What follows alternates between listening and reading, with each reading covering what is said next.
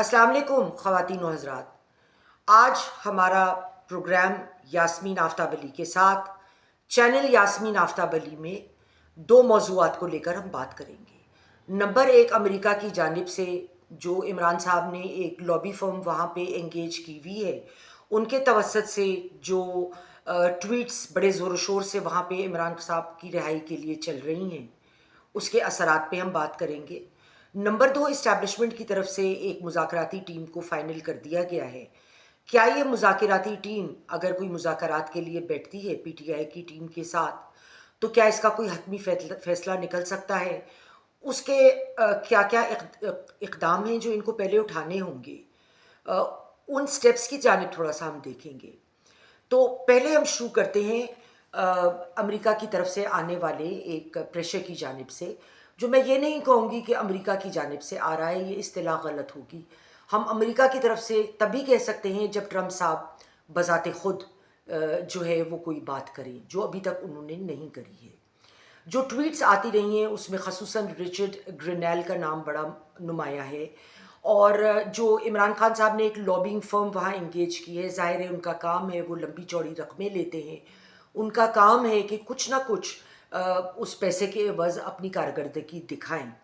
इस मामले को लेकर फवाद चौधरी साहब ने इमरान साहब से मुलाकात के दौरान उनको मशवरा दिया था कि आपका ट्विटर हैंडल जो भी बाहर से हैंडल कर रहा है, उसको आप ज़रा ताकीद कीजिए कि वो रियासती इदारों और ख़ुसूसन एक दो रियासती शख्सियात के ऊपर अटैक ना करें। इससे पीटीआई और इमरान खान साहब को ख़ुद मुश्किल होगी, उनको तकलीफ़ का सामना करना पड़ेगा। तो आप ये मामला ना बरतें, बल्कि आप पॉलिसीज़ के ऊपर बात करें। इसके ऊपर इमरान साहब ने खामोशी इख्तियार कर ली थी और कोई जवाब नहीं दिया था। ग़ालिबन इमरान साहब ये समझते हैं कि मुज़ाकरात करने से तभी वो कामयाब हो सकते हैं अगर उस लोगों पे, दूसरी पार्टी पे, दूसरी साइड पे जो लोग बैठे हैं उन पे शदीद किस्म का दबाव डाला जाए। लेकिन हालात जिस नहज पे पहुंच गए हैं, और उनको ख़ुद ये देखना चाहिए कि उन्होंने हर तरह से हर किस्म का प्रेशर डालकर देखा है इस्टेब्लिशमेंट पर, किसी भी बात का फ़ायदा नहीं हुआ है, बल्कि वो एक नए मसले का शिकार होते गए हैं, वो एक नए मामले में फंसते चले गए हैं। तो इसका फ़ायदा नहीं है, लेकिन वो इस बात को ग़ालिबन वो समझ नहीं रहे हैं। और जब आप एक तरफ से प्रेशर डालते हैं, मिसाल के तौर पे पीटीआई के कुछ लीडरान ने ये कहा कि हमें कहा गया है कि आप इस्तीफ़े दें, तो जी हम इस्तीफ़े क्यों दें, और दूसरी तरफ से फ़ौरन इनकार हुआ कि हमने तो ऐसी कोई बात नहीं करी। तो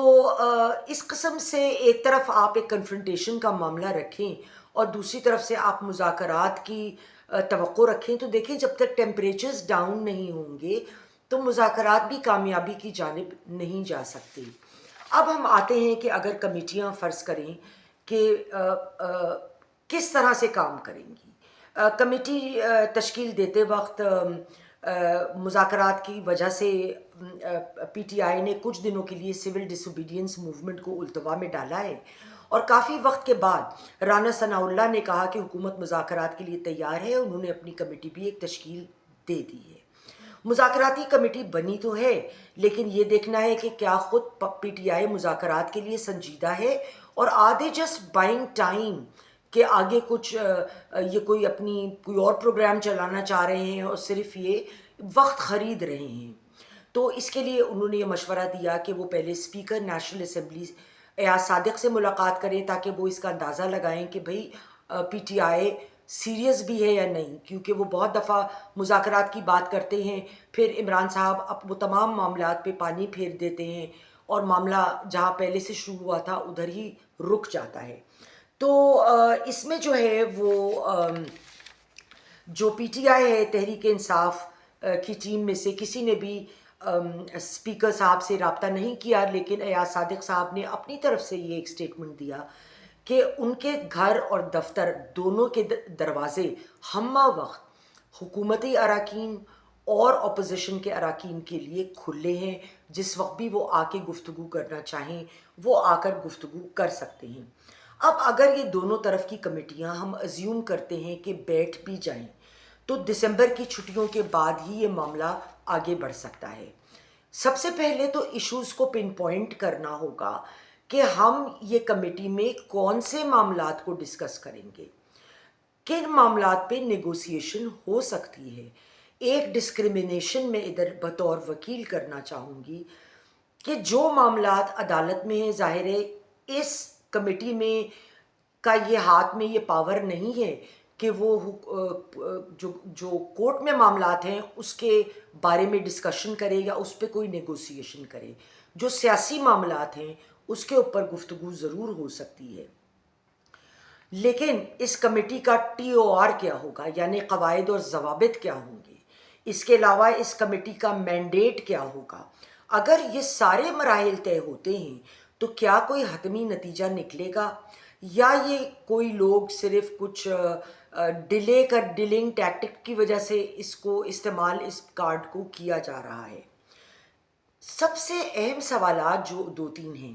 کہ کیا عمران صاحب نے جو PTI کی اس کمیٹی کو تشکیل دیا ہے، کیا ان کے ہاتھ میں یہ حق ہوگا کہ اگر وہ کوئی فیصلہ لیتے ہیں تو عمران صاحب اس کو قبول کریں گے، یا ہر دفعہ کی طرح عمران صاحب جو ہیں ویٹو پاور کا حق اپنے ہاتھ میں رکھیں گے۔ اس بات پہ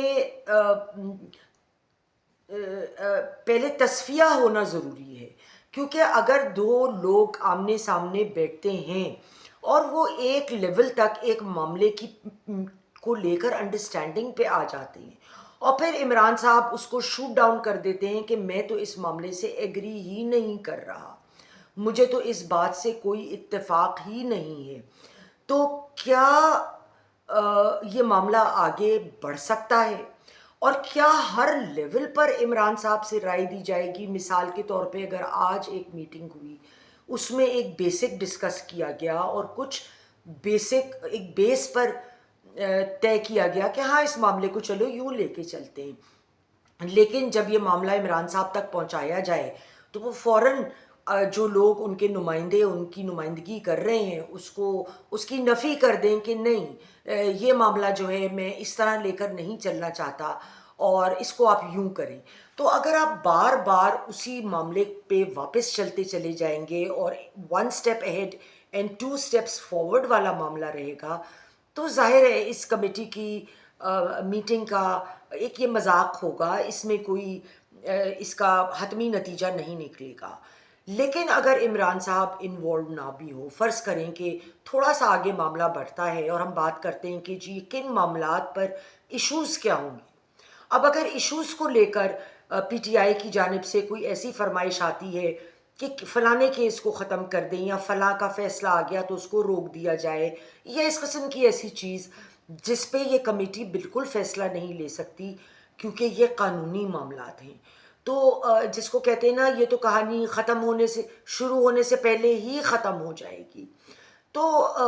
اس چیز کو اگر ہم نے ایک اچھے طریقے سے، ایک خوش اسلوبی کے ساتھ ایک طریقے سے لے کے آگے چلنا ہے تو اس میں دونوں طرف کی پارٹیوں کا صاف دل سے نیک نیتی کے ساتھ آگے بڑھنا ضروری ہوگا۔ اور ایک بہت اہم چیز جو اس میں میرے نزدیک ہے کہ عمران صاحب کو اپنے ان ساتھیوں پر جن کو انہوں نے کمیٹی میں شامل کیا ہے ان کو پپٹس نہ بنائیں، بلکہ ان کو یہ حق دیں کہ وہ پارٹی کے لیے اور عمران صاحب کے لیے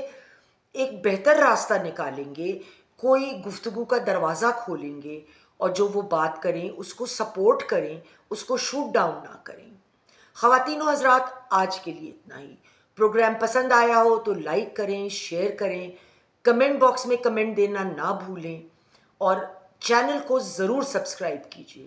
اگلے پروگرام تک خدا حافظ۔